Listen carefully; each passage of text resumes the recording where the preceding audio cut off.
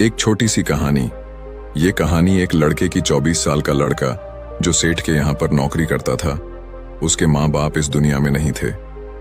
जिंदगी बड़ी परेशानी में चल रही थी। वो जाता था, रोजाना पैसे कमा करके घर आता था, खाना बनाता था, खाता था, सो जाता था। एक दिन उसने देखा कि एक बूढ़ा फकीर अपनी पीठ पर 3 ठेले लेके एक शहर से दूसरे शहर की ओर जा रहा था। वह काफी बूढ़े भी थे और काफी देर से वह यूं ही सफर कर रहे थे और आखिरकार कुछ दूर और सफर करने के बाद वह चलते चलते थक कर एक पेड़ के नीचे बैठ गए। तभी उनकी नजर एक नौजवान युवक पर पड़ी जो उसी रास्ते से जा रहा था और वह भी उसी दिशा में जा रहा था जिस दिशा में उन बूढ़े फकीर को जाना था। तभी वह लड़का उन बूढ़े फकीर के पास से होकर गुजरा। इस पर वह फकीर उस लड़के से कहते हैं, सुनो बेटा, क्या तुम मेरी थोड़ी सी मदद कर सकते हो? ये ठेला बहुत भारी है और मैं बूढ़ा हो चुका हूं। मैं ज्यादा समय तक इनका बोझ नहीं उठा सकता और मैं बहुत थक भी चुका हूं। तो क्यों ना तुम मेरे एक ठेले को ले लो और मुझे उस दूसरे गांव तक पहुंचा दो। इसके बदले में मैं तुम्हें 3 स्वर्ण मुद्राएं दूंगा। वह लड़का उन फकीर की सारी बातें सुनता है और उन फकीर से कहता है, कोई बात नहीं बाबा, मैं आपकी मदद करने के लिए तैयार हूं। कहिए आपको कहां जाना है? ऐसा कहकर उस लड़के ने उन फकीर का एक ठेला उठा लिया और अपने कंधे पर ले लिया। तभी उस जवान लड़के को यह एहसास हुआ कि यह ठेला तो सचमुच बहुत भारी है। वह लड़का और फकीर दोनों रास्ते में आगे की ओर बढ़ चले। कुछ दूर आगे चलने के बाद देखते ही देखते वह गांव खत्म होने लगा और अब एक सुनसान रास्ता आगे की ओर जा रहा था। वे दोनों अपने मार्ग में मस्त होकर आगे की ओर बढ़ रहे थे। जब भीड़ से पूरी तरह से अलग हो गए तो वह लड़का उन फकीर से कहता है, बाबा, इस ठेले में आखिर ऐसा क्या रखा है जो ये ठेला इतनी वजन है? इस पर वह फकीर आदमी उस लड़के को जवाब देते हुए कहते हैं, कुछ नहीं बेटा, बस इसमें तांबे के कुछ सिक्के भरे हुए हैं, इसी कारण ये ठेले में बहुत वजन है। उन फकीर की यह बात सुनकर वह लड़का मन ही मन सोचने लगा, लगता है ये बाबा जरूर कोई व्यापारी है, तभी तो इतने सारे तांबे के सिक्के लेकर चल रहे हैं। और फिर तभी उसके मन में एक ख्याल आया कि मुझे क्या करना है। मुझे तो खाली यह ठेला दूसरे गांव तक पहुंचा है, बस इतना ही। जैसे ही उसके मन में यह ख्याल आया, उसने तांबे के सिक्कों का वह ख्याल मन से निकाल दिया और अपनी धुन में मस्त होकर वह आगे की ओर चलने लगा। चलते चलते कुछ और समय बीता और वे दोनों एक नदी के किनारे जा पहुंचे। वह लड़का हट्टा कट्टा था और काफी चुस्त और तंदुरुस्त भी था, इसलिए वह बिना सोचे समझे उस नदी में उतर जाता है। किंतु वह फकीर अब भी किनारे पर ही खड़े थे। इस पर वह लड़का उन फकीर से कहता है, क्या हुआ बाबा, चलिए आइए, हमें यह नदी पार करनी होगी, तभी तो हम उस गांव तक पहुंच पाएंगे। इस पर वह फकीर उस लड़के से कहते हैं, मैं जानता हूं बेटा कि हमें यह नदी पार करनी ही होगी, लेकिन जैसा कि तुम जानते हो मैं अब बूढ़ा हो चुका हूं और 2-2 ठेले लेकर मैं यह नदी पार नहीं कर सकता। कहीं मेरा पांव फिसल गया तो क्या होगा? क्या तुम मेरी एक और गठरी ले सकते हो? मैं तुम्हें इसके बदले भी 3 स्वर्ण मुद्राएं दूंगा। इस पर वह लड़का मुस्कुराते हुए उन फकीर से कहता है, बाबा, आप मुझे शर्मिंदा कर रहे हैं। यदि आप मुझे स्वर्ण मुद्राएं ना भी दें तो भी मैं आपका कार्य अवश्य करूंगा। मैं आपको उस दूसरे गांव तक जरूर पहुंचाऊंगा। इस पर वो फकीर मुस्कुराते हुए उस लड़के से कहते हैं, बेटा, तुम तो बड़े ही भले इंसान लगते हो। इतना कहकर उन्होंने वह दूसरी गठरी भी उस लड़के को थमा दी। उस लड़के ने जब वह दूसरी गठरी अपने कंधे पर रखी तो वह गठरी भी उसे बहुत ज्यादा भारी लगी, लेकिन उसने वहां पर कुछ नहीं कहा। जैसे तैसे उन दोनों ने नदी पार की। नदी पार करने के बाद बातों बातों में ही उस लड़के ने उन फकीर से कहा, बाबा, आखिर इस दूसरी गठरी में क्या है? ये गठरी भी बहुत वजन है। इस पर वह फकीर उस लड़के को जवाब देते हुए कहते हैं, बेटा, इसमें चांदी के सिक्के हैं, इसी कारण यह गठरी भी बहुत वजन है।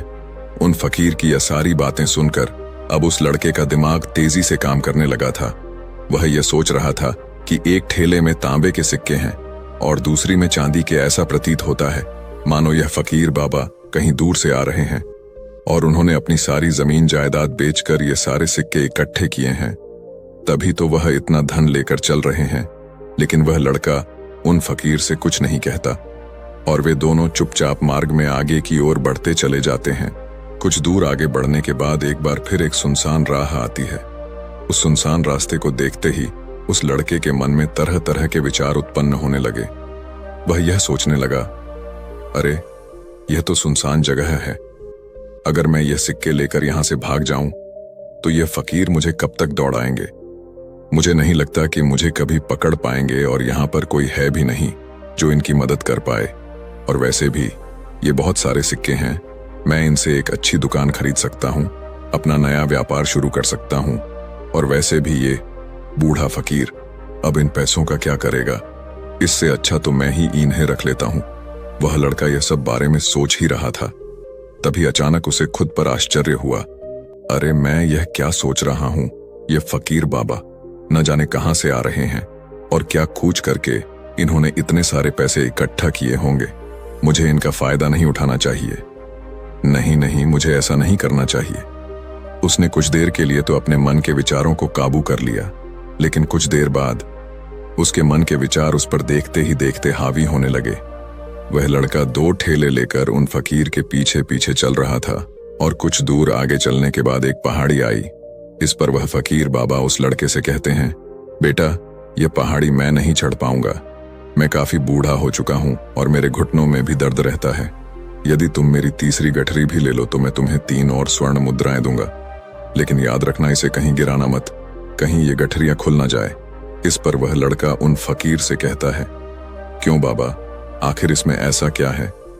इस पर वह फकीर उस लड़के से कहते हैं, बेटा इसमें स्वर्ण मुद्राएं हैं। यह सुनकर वह लड़का मन ही मन बहुत प्रसन्न हुआ। उसने चुपचाप वह गठरी भी उन फकीर से ले ली और देखते ही देखते वे दोनों मार्ग में आगे की ओर बढ़ने लगे।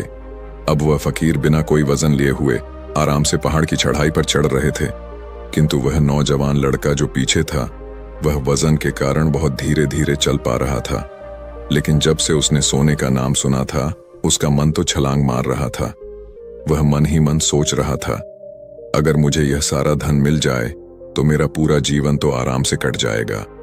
वैसे भी यह बाबा तो बूढ़े हो चुके हैं, भला इन्हें इतने पैसों की क्या जरूरत है, इनका जीवन तो वैसे भी कट चुका है। मैं एक काम करता हूं, यह सारे पैसे लेकर यहां से भाग जाता हूं। लड़के के मन में अनगिनत विचार उठ रहे थे। लड़के का मन अब उसकी बुद्धि पर पूरी तरह से हावी हो चुका था और उस लड़के का मन अपनी बात को सही साबित करने के लिए उससे कुछ भी कह रहा था।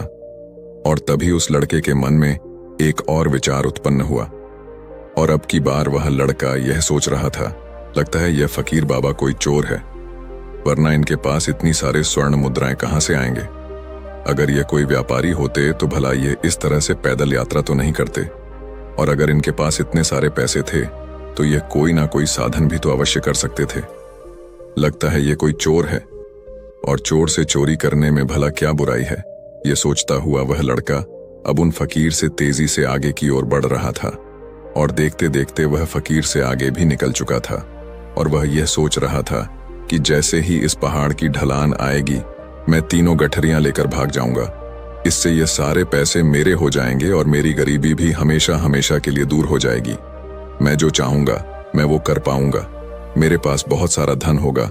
और देखते देखते वह दोनों पहाड़ की चोटी पर पहुंच गए और अब ढलान का रास्ता शुरू होने वाला था।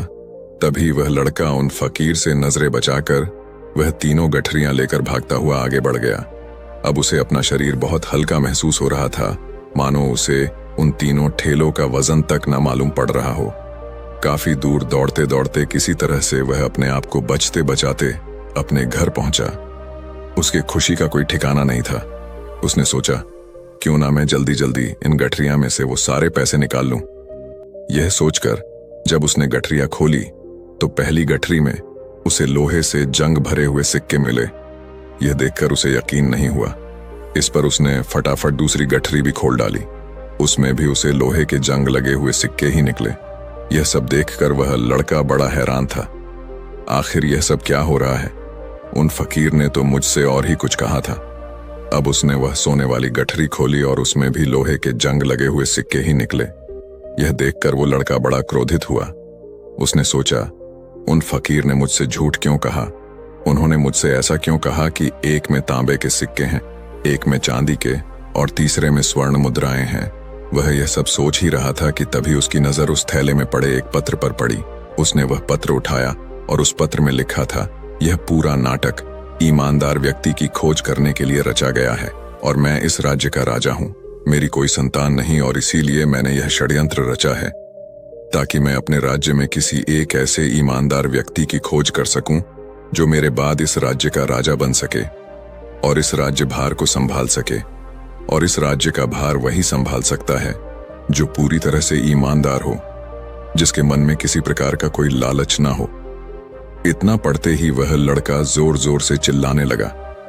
वह सर पकड़कर बैठ गया। वो यह जानता था कि यदि वह अपने मन के विचारों पर काबू कर लेता तो उसका जीवन संवर सकता है, लेकिन वह अपने मन के विचारों पर काबू नहीं कर पाया। दोस्तों, महात्मा बुद्ध कहते हैं कि मन ही सब कुछ है। आप जो सोचते हैं वही बनते हैं। इसलिए आपका सबसे बड़ा दुश्मन भी आपको उतना नुकसान नहीं पहुंचा सकता जितना कि आपके मन के यह अनियंत्रित विचार पहुंचा सकते हैं। महात्मा बुद्ध कहते हैं, अपने भीतर ध्यान से देखो। हमारे भीतर जो विचार चल रहे हैं वही विचार शब्द बनते हैं और शब्द कर्म के रूप में प्रकट होते हैं। बार बार दोहराने पर कर्म बर्ताव में बदलता है और धीरे धीरे समय के साथ बर्ताव चरित्र में परिवर्तित हो जाता है और यही चरित्र हमारे भाग्य का निर्माण भी करता है।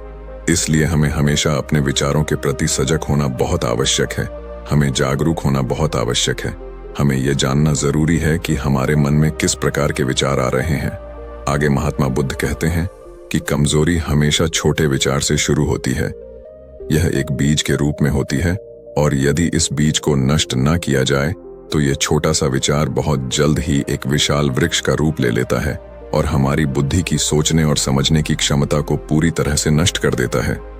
जिस प्रकार आपने इस कहानी में देखा किस प्रकार उस जवान लड़के का मन उस पर हावी हो चुका था और उसकी सही और गलत सोचने की क्षमता पूरी तरह से नष्ट हो चुकी थी, जिस कारण वह यह समझ नहीं पाया कि उसे क्या करना चाहिए और उसके लालच ने उसके भीतर इतनी ऊर्जा भर दी कि वह तीनों ठेले उठाकर इतनी तेजी से वहां से भागता आगे भी बढ़ गया। इसीलिए जब आपके मन में पहली बार कोई गलत विचार उत्पन्न हो तभी उसे जड़ से उखाड़ देना चाहिए, अन्यथा वह विशाल वृक्ष का रूप लेगा और आपको किसी न किसी गलत राह पर वह ढकेल ही देगा। आप चाहकर भी उसे रोक नहीं पाएंगे। लेकिन अब आपके मन में यह प्रश्न उठ रहा होगा कि हम भला अपने मन के विचारों को कैसे नियंत्रित करें। हमारा मन तो इतना चंचल है, वह इतना शक्तिशाली है कि वह हम पर हावी हो ही जाता है। हम चाहकर भी उस पर नियंत्रण नहीं कर पाते। इसका जवाब में महात्मा बुद्ध हमें दो बातें समझाते हैं। पहली बात, सही इरादा विकसित करो।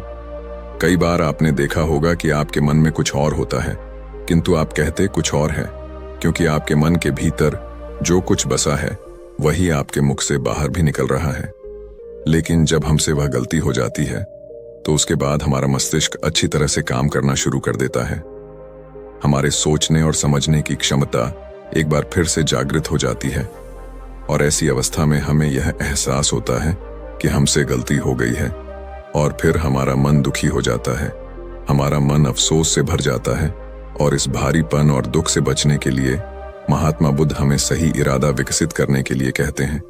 इसके लिए जब भी आप कोई कार्य करने जा रहे हो तो सबसे पहले आपको यह खुद से पूछना चाहिए कि जो कुछ भी मैं करने जा रहा हूं इसके पीछे मेरा इरादा क्या है। क्या मैं दूसरों को दुख पहुंचाना चाहता हूं या दूसरों को नीचा दिखाने जा रहा हूं।